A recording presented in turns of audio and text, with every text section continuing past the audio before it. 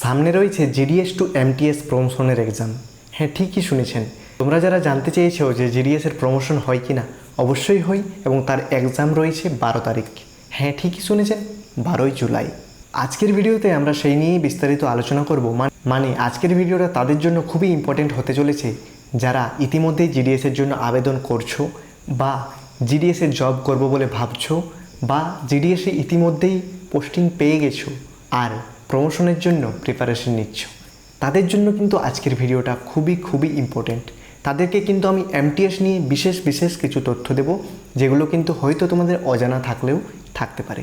আর promotion process নিয়ে তো অবশ্যই বলবো, সে নিয়ে কোনো চিন্তা নেই। তাই আজকের ভিডিওটা একটুও না স্কিপ করে একদম শেষ পর্যন্ত দেখবেন। তবে তার আগে তোমাদেরকে কিছু গুরুত্বপূর্ণ কথা বলে দিই। প্রথমেই আসি এমটিএসের পুরো নাম কি। এমটিএসের পুরো নাম হচ্ছে মাল্টিটাস্কিং স্টাফ। হ্যাঁ, ঠিকই শুনেছেন। এবার তোমরা বলবে, দাদা এসএসসি এমটিএসের মতো তো সেই 80 থেকে 90 লাখ ফর্ম ফিল আপ হয় আর মাত্র পরীক্ষা দেয় 5 থেকে 7 হাজার। না, একদম না, একদমই না। তোমরা যদি ভাবছো এরকম, তাহলে ভুল ভাবছো। কারণ জিডিএস টু এমটিএসের এক্সামে শুধুমাত্র জিডিএসরাই এক্সাম দিতে পারে, মানে ডিপার্টমেন্টের বাইরের কিন্তু কেউ এক্সাম দিতে পারে না। তোমরা বলবে কেন? এটাই তো মজার ব্যাপার। যেহেতু প্রমোশন জিডিএসের, তাই ডিপার্টমেন্টের মধ্যে যারা জিডিএসে কর্মরত কর্মচারী শুধুমাত্র তারাই এই এক্সামকে দিতে পারবে, অন্য কেউ না। এবার তোমাদের মনে একটা প্রশ্ন, দাদা প্রত্যেক বছর কি এই এক্সাম হয়? উত্তর হচ্ছে একদম হ্যাঁ। কম পরিমাণ ভ্যাকেন্সি থাকলেও কিন্তু এক্সাম প্রত্যেক বছরই হয়। আর প্রত্যেক বছর যে কম থাকে ভ্যাকেন্সি তা কিন্তু নয়, ভ্যাকেন্সি বেশিও থাকে, মানে তোমাদের চান্স পাওয়ার সুযোগটাও কিন্তু অনেক বেশি। তাই জিডিএসে যদি একটু কষ্ট করে 3 বছর তোমরা জব করে নাও, ইজিলি কিন্তু এক্সামের মাধ্যমে এমটিএসটা পেয়ে যাবে। তারপর রয়েছে এমটিএস থেকে পোস্টম্যান, পোস্টম্যান থেকে পোস্টাল অ্যাসিস্ট্যান্ট, এভাবে আরও ধীরে ধীরে অনেক উঁচু পোস্টে উঠে যাবে। আর স্যালারি স্ট্রাকচারটাও কিন্তু ধীরে ধীরে বাড়তে থাকবে, প্রায় অনেকটাই বেড়ে যাবে। আসুন তাহলে এবার কথা বলি এমটিএসের স্যালারি সম্বন্ধে। দেখুন, এমটিএসের বেসিক পে হচ্ছে 18,000 টাকা। তার সঙ্গে 60% ডিএ, এছাড়াও এইচআরএ ইত্যাদি মেডিকেল ফ্যাসিলিটি সব মিলিয়ে তোমরা ধরে নাও 34 থেকে 35,000 মতো হয়ে যাবে তোমাদের গ্রস স্যালারি। এবার তোমরা বলবে, দাদা ডিডাকশন কেমন? দেখো, ডিডাকশনের দিকটা যদি তোমরা দেখতে চাও, ডিডাকশন মোটামুটি হয়ে যায় 4 থেকে 5,000। মানে তোমরা ধরে নিতে পারো সব মিলিয়ে তোমাদের এনপিএস বা ইত্যাদি আরও অনেক কিছু থাকে, ট্যাক্স, সব কিছু মিলিয়ে তোমরা ইনহ্যান্ড স্যালারি 27 থেকে 28-এর মতো পেয়ে যাবে, যেটা কিন্তু জিডিএসের চেয়ে অনেকটাই বেটার। আর এরপর চালু হচ্ছে 8 পে কমিশন। মানে 8 পে কমিশনের পরে কিন্তু তোমাদের স্যালারি স্ট্রাকচারটা আরও বেড়ে যাবে, যেটা তোমরা এখন হয়তো ইনহ্যান্ড পাচ্ছ 28 বা 29। আনুমানিকভাবে বলছি আমি তোমাদেরকে যে হয়তো সেটা 38 বা 40 হলেও হতে পারে। তোমাদের কি মতামত এই বিষয়ে অবশ্যই কমেন্টে জানিও। তো চলুন তাহলে এবার জিডিএস টু এমটিএস প্রমোশনের কিছু গুরুত্বপূর্ণ বিষয়বস্তু নিয়ে আলোচনা করি। দেখো, তোমার হাতে যদি কোনো রকম সরকারি চাকরি না থাকে, তুমি যদি একটা পার্ট টাইমের মতো পার্মানেন্ট জব করতে চাও, মানে এটা হাফ টাইম জব, তাই পার্ট টাইম মতো বলা হয়, মানে অন্যগুলো 8 ঘন্টার হয়, এটা 4 ঘন্টার ডিউটি। যদি এরকম জব করতে চাও, ওয়ার্কলোড মোটামুটি ঠিকই থাকে, আর স্যালারিটাও জিডিএসের জয়নিং স্যালারি হচ্ছে 15,000 থেকে 16,000, আর বিপিএমের হচ্ছে 19,000 থেকে 20,000। যদি এই স্যালারির মধ্যে কাজ করতে চাও একটু কষ্ট করে 3 বছর, তাহলে তোমরা জিডিএসে জয়েন হয়ে যেতে পারো। অনেকেই বলো জিডিএস ভালো না। দেখো, ওটা অন্য অ্যাঙ্গেল থেকে দেখলে সব দিক থেকেই বিভিন্ন মতামত বেরোবে, কিন্তু তোমার কাছে দেখতে হবে চাকরিটা ইম্পর্টেন্ট না। তুমি যদি চাও এখন আমার চাকরি ইম্পর্টেন্ট নয়, অন্য জবের প্রিপারেশন নেব, তাহলে নিতে পারো। কিন্তু তোমার হাতে যদি কোনো অপশন না থাকে, তুমি যদি শুধু ঘরে বসে থাকো, অবশ্যই জিডিএসে জয়েন করতে পারো। জয়নিং স্যালারির কথা তো আমি বলে দিলাম, এবার আসছি প্রমোশনের কথায়। হ্যাঁ, তুমি যদি জিডিএস এবিপিএম বা বিপিএমে 3 বছর একটু কাজ করে নাও, মানে 3 বছর তোমাদের কমপ্লিট হয়ে যায়, তারপরেই কিন্তু তোমরা এলিজিবল এমটিএসের এক্সামের জন্য। প্রত্যেক বছর এমটিএসের এক্সাম প্রায়ই হয়, না এর কথা বাদই দিলাম, কিছু না কিছু ভ্যাকেন্সি থাকেই। এবছরও আই থিঙ্ক 150 সামথিং ভ্যাকেন্সি আছে, আন্দাজে বললাম, ঠিক এর আশেপাশেই আছে। তো আর পরীক্ষাও মোটামুটি আই থিঙ্ক 4 থেকে 5,000 দিচ্ছে, মানে কম্পিটিশানটা তোমরা বুঝতে পারছো। তাই তোমরা যদি একবার জিডিএসে ঢুকে যাও, মানে ডিপার্টমেন্টে ঢুকে যাও, তোমাদের হাতে কিন্তু এটা সুবর্ণ সুযোগ প্রমোশনের জন্য। এমটিএসের পরে পোস্টম্যান, পোস্টম্যানের পরে পোস্টাল অ্যাসিস্ট্যান্ট, এভাবে ধীরে ধীরে আরও অনেক উপরে উঠে যাবে।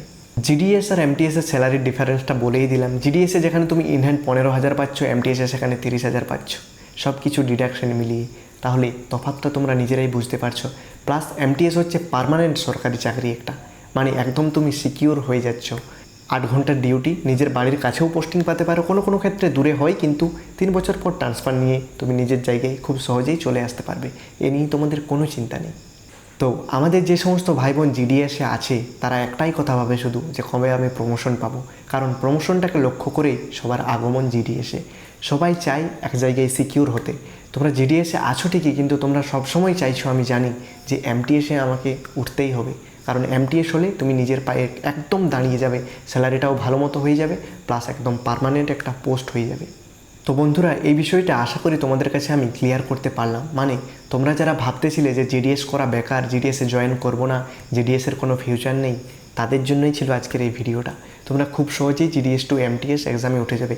তোমাদের যদি কোনো দাদা বা দিদি পরিচিত থাকে যারা জিডিএসে 3 বছর কমপ্লিট করে ফেলেছে, তাদেরকে জিজ্ঞেস করে নিও, সামনের 12 তারিখ এক্সাম আছে তাদের, সকলেই যাবে এক্সাম দিতে। মানে যারা প্রমোশন নিতে চায় তারা তো এক্সাম অ্যাটেন্ড করবেই, এটা স্বাভাবিক জিনিস। তো তাদের কাছ থেকে একটু খবর নিয়ে নিও যে এক্সামের এক্সপিরিয়েন্স কেমন হলো, বা প্রশ্ন কেমন থাকে, জটিল না সহজ, কীরকম প্রশ্ন থাকে। আমি তোমাদেরকে বলে দিচ্ছি, ডিপার্টমেন্টের প্রশ্ন থাকে, মানে তোমরা ডিপার্টমেন্টে যে সমস্ত কাজ করছো সেই সম্বন্ধে প্রশ্ন থাকে, আর থাকে ম্যাথ, আর থাকে জিকে মানে জেনারেল নলেজের প্রশ্ন। তো যারা যারা এমটিএসের এক্সাম দেবেন 12 তারিখ, আপনাদেরকে অনেক অনেক শুভেচ্ছা। খুব ভালোভাবে এক্সাম দিন, কারণ এবারে এমটিএসের একটা সিট কিন্তু আপনাকে নিতেই হবে। এটাই লক্ষ্য করে পরীক্ষা দিতে যাবেন, তাহলেই একটা সিট নিশ্চিত হবে। তো বন্ধুরা, আরেকটা জিনিস তোমরা জানতে চেয়েছিলে যে জিডিএস থেকে ডাইরেক্ট পোস্টম্যানের পরীক্ষা দেওয়া যায় কিনা। হ্যাঁ, অবশ্যই দেওয়া যায়, কিন্তু তার জন্য তোমাকে 5 বছরের এক্সপিরিয়েন্স লাগবে। মানে হয় জিডিএসে 3 বছর, তারপরে এমটিএসে 2 বছর, সব মিলিয়ে 5 বছর হলো, তারপর তুমি দিতে পারবে পোস্টম্যান। আর যদি এমটিএস না দাও, তাহলে তুমি 5 বছর জিডিএসে জব করতে হবে তোমাকে। 5 বছর পরে তুমি এলিজিবল হয়ে যাবে পোস্টম্যানের জন্য। তখন কিন্তু তুমি ডাইরেক্ট পোস্টম্যানের পরীক্ষাও দিতে পারবে এবং পোস্টম্যানে ডাইরেক্ট উঠেও যেতে পারবে, এ নিয়ে কোনো সন্দেহ নেই। এমটিএসের ওয়ার্কলোড মোটামুটি থাকেই, কারণ একটা বিষয় দেখতে হবে, এমটিএস একটা সিকিউর পোস্ট হয়ে যাচ্ছে, কারণ তোমরা 8 ঘন্টার প্রপার ডিউটি হয়ে যাচ্ছে, তোমাদের পুরো ফোকাসটা ওখানেই থাকবে। তো স্যালারি যেমন পাচ্ছ তোমরা 30-র ওপরে, তেমনি কাজটাও তো তোমাদেরকে সেরকম করতে হবে।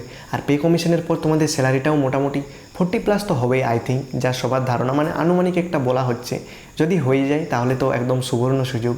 এমটিএস যারা পাচ্ছ তাদের একদম লাইফ সেট হয়ে গেল এদিক থেকে। আবার তো ধীরে ধীরে প্রমোশন হবেই, মানে পোস্টম্যান, পোস্টাল অ্যাসিস্ট্যান্ট, আরও উঁচু পোস্টে।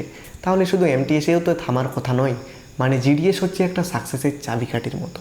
জিডিএসে যদি একবার তুমি ঢুকে যাও, সেখান থেকে ইজিলি কিন্তু তুমি অনেক ওপরে উঠতে পারবে, যদি তোমার ইচ্ছাটা থাকে।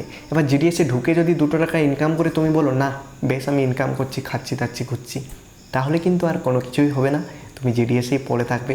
আমার পার্সোনালি কিন্তু জিডিএসকে ভাল লাগে, কারণ আমার দিক থেকে দেখতে গেলে জিডিএস একটা সাকসেসের চাবিকাঠি, যেটা আমি তোমাদেরকে অনেক আগেই বললাম, বা অনেকবারই বললাম আজকের ভিডিওতে।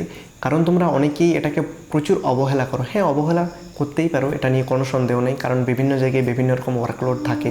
কিন্তু কাজটাকে যদি একবার ভালোবাসতে পারো না, পড়ার টাইম ঠিক বেরিয়ে যাবে। বলে না, যদি ইচ্ছাটা থাকে, তোমার যদি ইচ্ছা থাকে যে আমি জিডিএসের পাশাপাশি পড়াশোনা করব, তুমি অবশ্যই করতে পারবে, এ নিয়ে কোনো ডাউট নেই। তো বন্ধুরা, আশা করি আজকের ভিডিওতে জিডিএস টু এমটিএসের সব কিছু ক্লিয়ার করতে পারলাম, কারণ সামনে যে এমটিএসের এক্সাম, তাই তোমাদেরকে জানিয়ে দিলাম জিডিএসে জয়েন করাটা কতটা গুরুত্বপূর্ণ হতে পারে তোমাদের জন্য। কারণ তোমাদের একটা ভুল ডিসিশন কিন্তু তোমার ফিউচার নষ্ট করে দিতে পারে। তাই ডিসিশন নেওয়ার আগে কিন্তু একটু ভালোভাবে ভাবো ব্যাপারটা, যে আমার ভবিষ্যৎটা কী হতে পারে যদি আমি জিডিএস ছেড়ে দিই বা যদি আমি জিডিএসে থাকি। তাই ভিডিওটা যদি একটু ইনফরমেটিভ হয়ে থাকে, প্লিজ একটা লাইক করবেন। আর হ্যাঁ, জিডিএসের প্রপার গাইডেন্স এবং পোস্ট অফিস সংক্রান্ত নিত্য নতুন আপডেট বা বিভিন্ন সরকারি চাকরি সংক্রান্ত নিত্য নতুন আপডেট পেতে অবশ্যই পোস্টাল শান্তনু চ্যানেলটিকে ফলো করে পাশে থাকুন, বা সাবস্ক্রাইব করে পাশে থাকা বেল আইকনটি প্রেস করে দিন, কারণ এই চ্যানেলে একদম জেনুইন আপডেট প্রোভাইড করা হয়। আর তুমি যদি সাবস্ক্রাইব না করো তাহলে কিন্তু আপডেটগুলো মিস করে যাবে। আর হ্যাঁ, বন্ধুদের সাথে শেয়ার করতে ভুলবেন না কিন্তু, আর নিচে হাইপ বাটন আছে, একটু ক্লিক করে দিন। তো আজকের ভিডিও ছিল এই পর্যন্তই। তো চলুন তাহলে দেখা হচ্ছে পরের কোনো গুরুত্বপূর্ণ ভিডিওর সঙ্গে। ততক্ষণ ভালো থাকবেন, সুস্থ থাকবেন। থ্যাংক ইউ, ধন্যবাদ, জয় হিন্দ।